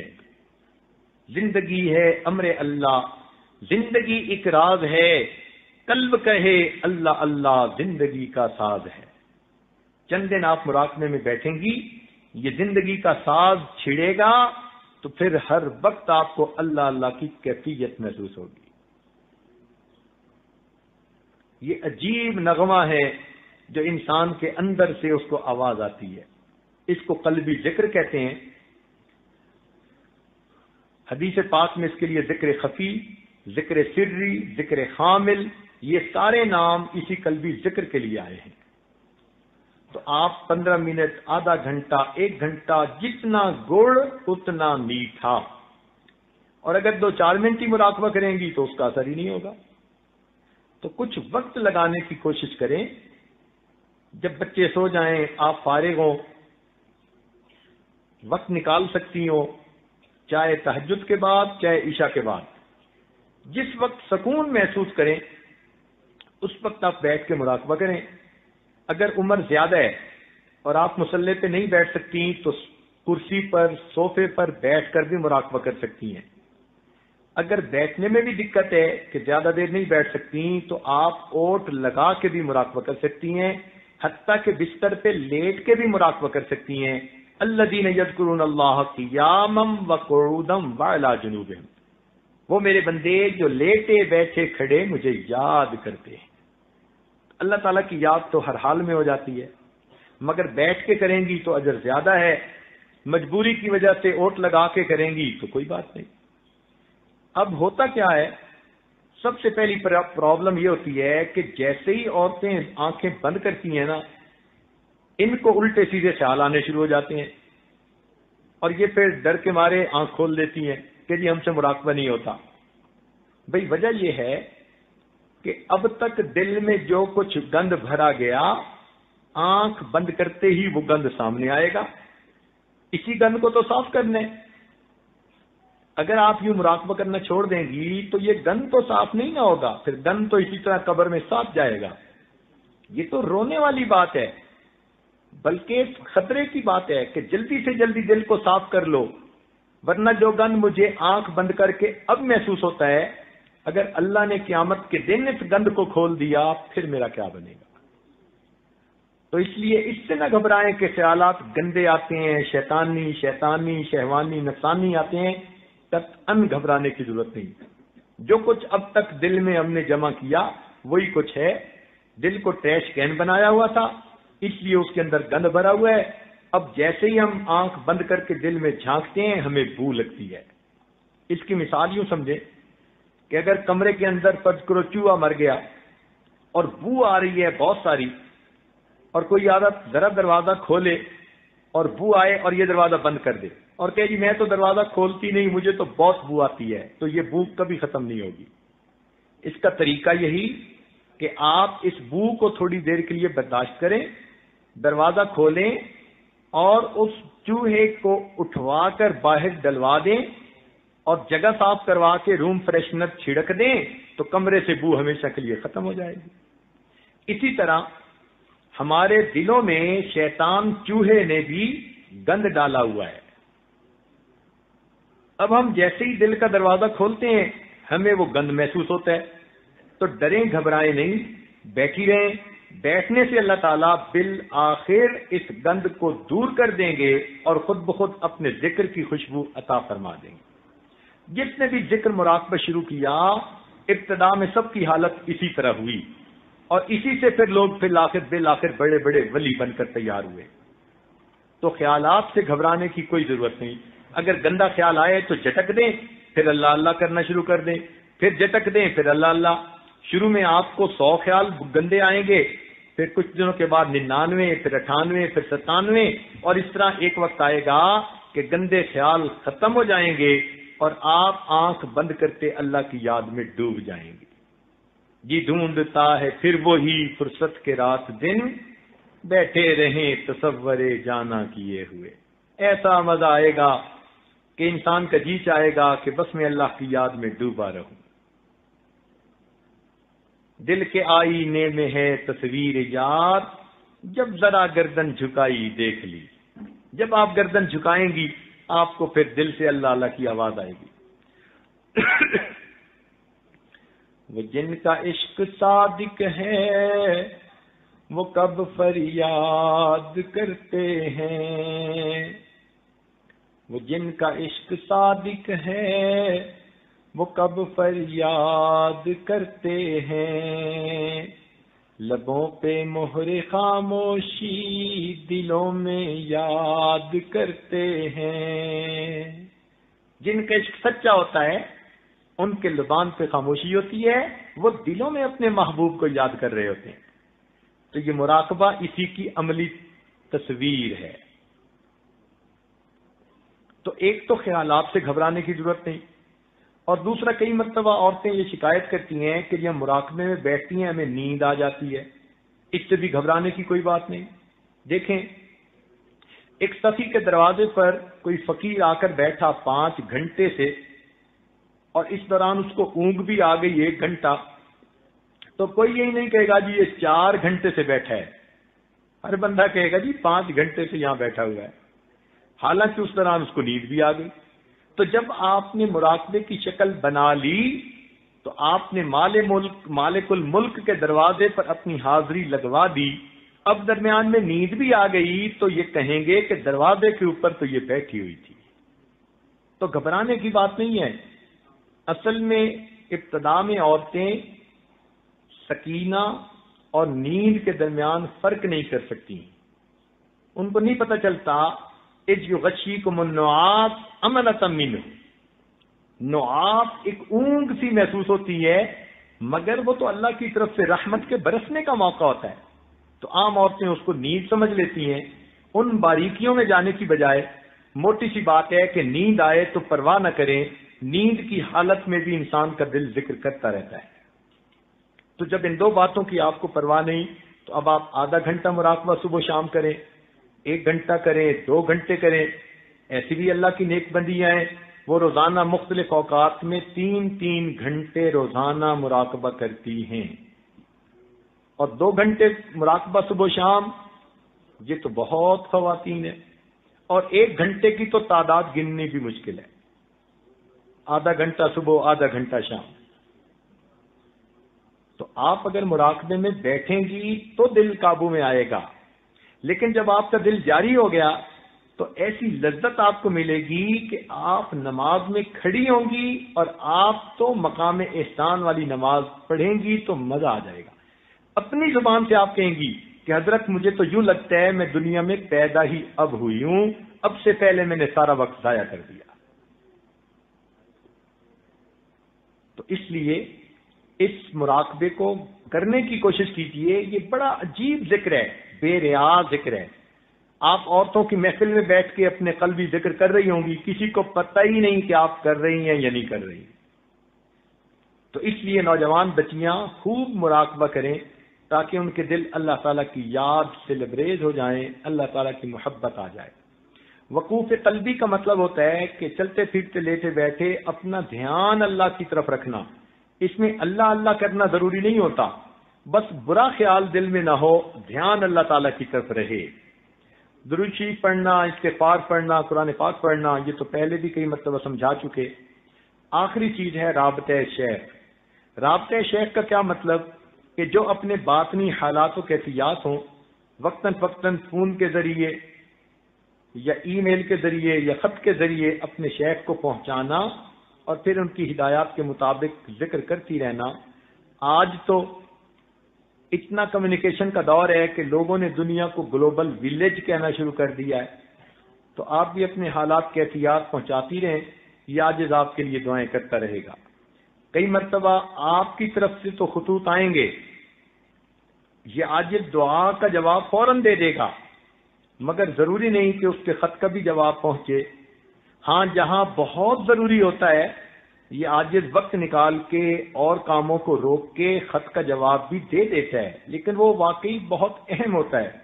روٹین کی باتیں ایسی ہوتی ہیں کہ ان کو دعاؤں کی ضرورت ہوتی ہے، توجہات کی ضرورت ہوتی ہے، تو غائبانہ توجہ بھی کر دیتے ہیں، دعا بھی کر دیتے ہیں، ان کو قلبی جواب مل جاتا ہے تو وہ مصروفیت کا خیال رکھتے ہوئے اسی کو قبول فرما لیں۔ اگر یہ عاجز جو ڈاک روز مل رہی ہے نا، اس کو اگر روزانہ پڑھنا شروع کرے تو اندازاً مجھے 1 گھنٹہ کم از کم پڑھنے کے لیے چاہیے، اتنی ای میل آتی ہیں، اور اگر ان کا جواب لکھنے بیٹھوں تو کم از کم 3 سے 4 گھنٹے ان کے جواب کے لیے چاہیے، تو پھر 5 گھنٹے روزانہ اس کام کے لیے کہاں سے نکالیں؟ سفر بھی کرنے ہوتے ہیں، پروگرام بھی کرنے ہوتے ہیں، اور جہاں جاتے ہیں لوگوں کو پتہ ہے کہ 10 منٹ تو زندگی کے فارغ نہیں ہو پاتے، تو یہ گھنٹے کہاں سے نکالیں؟ امر مجبوری، اس لیے پھر یہ کہتے ہیں کہ بھئی دعائیں دے دی جاتی ہیں، اسی پہ آپ خوش ہو جایا کریں کہ ہماری حالات ہمارے شیخ کو پہنچ گئے اور ان کے علم میں آ گئے، وہ دعائیں کر رہے ہیں، روحانی تعلق ہوتا ہے آپ لوگوں سے، مگر خط کا جواب پڑھنے کے لیے اب عام طور پر مستورات کے خطوط میں ایسی باتیں ہوتی ہیں کہ کسی اور سے جواب لکھوا بھی نہیں سکتے۔ مردوں کے خط ہوں تو چلو کسی عالم سے کہہ دیا، خلفاء میں سے کسی سے کہہ دیا کہ جی آپ اس کا جواب لکھ دیں، مگر عورتوں کی باتیں ایسی ہوتی ہیں کہ امانت ہوتی ہیں تو کسی دوسرے کے ذریعے سے لکھوا بھی نہیں سکتے، تو یہ بھی مجبوری ہے۔ اس لیے عورتوں کو چاہیے کہ اپنی طرف سے حالات پہنچاتی رہیں اور دل میں مطمئن رہیں کہ اگر ضروری ہوگا تو ہمیں جواب بھی پہنچ جائے گا۔ ویسے ساجد کی عادت ہے کہ جو بچیاں باقاعدہ خط لکھتی ہیں، بتاتی ہیں، ان کو خط کا جواب نہ بھی دے، جب کبھی اللہ تعالیٰ فون پہ بات کروا دیتے ہیں یا ملاقات کروا دیتے ہیں تو یہ عاجز ان کی کیفیات کے بارے میں ان کو پورا سمجھا دیتا ہے۔ اس کو رابطہ شیخ کہتے ہیں۔ تو ان 6 باتوں کا آپ خیال کریں گی تو اللہ تعالیٰ دل کی دنیا کو بدلیں گے اور انشاءاللہ اللہ تعالیٰ کی محبت دل میں بڑھے گی۔ ابھی تھوڑی دیر کے لیے مراقبہ کر لیں تاکہ اس کے بعد دعا کر سکیں۔ آنکھوں کو بند کر لیجئے، سر کو جھکا لیجئے۔ دنیا اور جو کچھ دنیا میں ہے اس سے ہٹ کٹ کے اللہ تعالیٰ کی یاد میں ڈوب جائے۔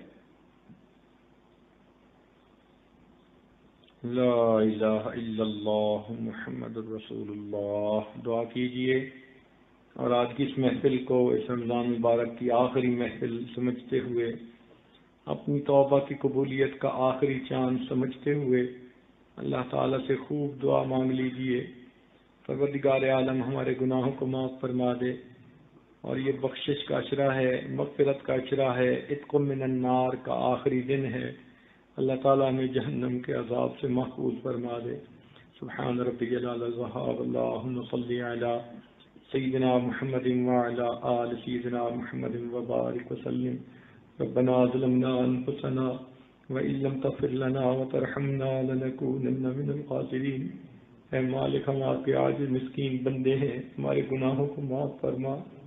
اے اللہ، اب تک جو بیانات ہوئے ان کے کہنے میں کوئی کوتاہی ہوئی معاف فرما، سننے والوں سے ادب میں کوتاہی ہوئی اس کو بھی معاف فرما۔ اے مالک، ہماری اصلاح فرما۔ اللہ، ہم گندے ہیں، ہمیں صحیح معنوں میں بندہ بنا، بگڑے ہوئے ہیں، ہماری اصلاح فرما، بکھرے ہوئے ہیں، ہمیں جمعیت نصیب فرما۔ اے اللہ، آپ کی طلب میں ہم یہاں آ کر بیٹھتے ہیں، اللہ ہمیں اپنا تعلق نصیب فرما۔ اے اللہ، یہ اعتکاف میں بیٹھنے والے مختلف ملکوں سے، مختلف شہروں سے یہاں ایک جگہ جمع ہیں، اے اللہ آپ کی محبت میں جمع ہوئے ہیں، آپ کی تلاش میں یہاں جمع ہوئے ہیں، اے اللہ رحمت فرما دیجئے، ان کا آنا قبول کر لیجئے، ان کے پھیلے ہوئے دامن اللہ بھر دیجئے۔ اے اللہ، یہ مستورات اتنی دور دور سے آئی ہیں، اللہ آپ کے سامنے دامن پھیلائے بیٹھی ہیں، معافی کی طلبگار ہیں، اللہ ان کو معافی عطا فرما دیجئے، ان کی توبہ قبول فرما لیجئے، اللہ ان کے دلوں کو نیکی سے بھر دیجئے، اپنی محبت سے دلوں کو لبریز کر دیجئے، اللہ ان کی عزتوں کی حفاظت فرمائیے، ایمان کی حفاظت فرمائیے، اے اللہ ان کی جان کی حفاظت فرمائیے، رب کریم ان کی نیک مرادیں پوری فرما دیجئے، ان کے کاموں میں جو رکاوٹیں ہیں ان رکاوٹوں کو دور کر دیجئے، دلوں کی پریشانیوں کو ہٹا دیجئے، میرے مولا قدردانوں کا ساتھ عطا فرمائیے، اللہ بے قدروں سے محفوظ فرمائیے، اے اللہ بے قدروں سے محفوظ فرمائیے، اے اللہ ہماری ان بچیوں عورتوں کو بے قدروں سے محفوظ فرمائیے، رب کریم رحمتوں کا معاملہ فرمائیے، اے اللہ جو اولاد نرینہ کی طلبگار ان کو اولاد نرینہ عطا فرما، جو صاحب اولاد ہیں ان کی اولادوں کو نیکوکار بنا، فرما بردار بنا، ماں باپ کی آنکھوں کی ٹھنڈک بنا، اور جن گھروں میں جوان بچے بچیاں موجود ہیں اللہ ان کی اچھی تربیت فرما اور ان کے ماں باپ کے لیے فرض ادا کرنے آسان فرما، رب کریم جو بچیوں کے رشتوں کی تلاش ہے اللہ ان کے نصیب اچھے فرما، رب کریم رحمتوں کا معاملہ فرما، اے اللہ کرم کا معاملہ فرما، اے اللہ آج یہ آخری لمحات ہیں اور آخری اوقات ہیں، آخری دن کے اللہ ہمارے اس وقت میں ہماری مغفرت فرما، رب کریم آپ کے در کی دہلیز پکڑ کے بیٹھے ہیں، میرے مولا گندے ہیں، ہم مجرم ہیں، اللہ آپ کے سامنے کوئی جھوٹ نہیں بول سکتا، میرے مولا آپ ہمارے دلوں کے بھید جانتے ہیں، رب کریم جو گناہ ہم نے ارادے سے کیے معاف فرما، بنا ارادے کے کیے معاف فرما، اور اے اللہ آئندہ گناہوں سے ہماری حفاظت فرما۔ اللہ ہمارے تمام اقوال، افعال، احوال جو آپ کے قرب میں رکاوٹ بنے ہوئے ہیں، اللہ ہم ان سے توبہ کرتے ہیں، میرے مالک ہماری توبہ قبول فرما۔ ہم چاہے نہ چاہیں پیشانی کے بالوں سے پکڑ کے ہمیں اپنا بنا۔ رب کریم رحمتوں کا معاملہ فرما، اے اللہ دل کی نیک تمناؤں کو پورا فرما، اولادوں کو نیکوکار بنا، فرما بردار بنا، ماں باپ کی آنکھوں کی ٹھنڈک بنا۔ اللہ اولاد کے غموں سے محفوظ فرما، اولاد کے دکھوں سے محفوظ فرما، اولادوں کی پریشانیوں سے محفوظ فرما۔ رب کریم آنے والے وقت کو گزرے وقت سے بہتر فرما، آنے والی زندگی کو گزری زندگی کا کفارہ بنا۔ رب کریم ہماری ان دعاؤں کو اپنی رحمت سے قبول فرما۔ جنہوں نے دعاؤں کے پیغامات بھیجے، اللہ سب کی نیک حاجات کو پورا فرما۔ رب کریم ہمارے والدین، عزیز اقارب، مشائخ جو فوت ہو چکے سب کی مغفرت فرما، جن کی آپ نے مغفرت کر دی قرب کے اعلیٰ درجات عطا فرما۔ ربنا تقبل منا انک انت السمیع العلیم، تب علینا انک انت التواب الرحیم۔ صلی اللہ تعالی علی حبیبہ سیدنا محمد وآلہ واصحابہ اجمعین۔